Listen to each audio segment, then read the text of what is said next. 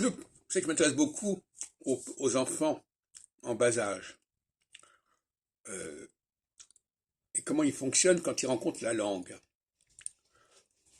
Et selon leur rapport à la langue, leur mode de fonctionnement mental ne sera pas le même. Par exemple, un petit français, à mon avis, ne va pas fonctionner de la même manière qu'un petit anglais, anglophone. Le petit anglophone, lui, il faut qu'on lui dise, c'est la question des synonymes. Il faut qu'on lui dise, tiens, ce mot-là, tu sais, il ressemble pas à cet autre mot-là, mais ça veut dire à peu près la même chose.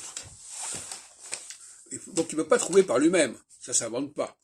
Si je relis le mot end, E-N-D, au mot finish, je ne peux pas l'inventer par moi-même. Par contre, le petit français, si on lui dit que la question, ça en rapport avec l'idée de qu'est-ce que c'est, eh bien là, il va comprendre, quelque part. Il va voir qu'il y a un rapport, que la question, c'est une façon de poser des questions.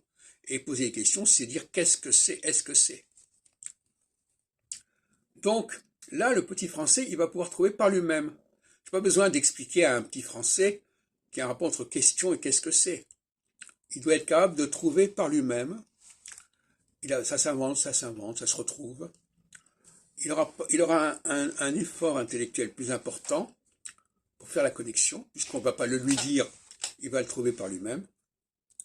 Mais ça va forger son mode de réflexion autrement que le petit anglo-saxon, qui lui en est réduit à des synonymes et donc à des connexions complètement artificielles, ce qui va jouer sur plusieurs plans, à savoir qu'on va pouvoir lui expliquer que l'homme et la femme c'est pareil, que le blanc et le noir c'est pareil, puisque tout ça c'est du synonyme.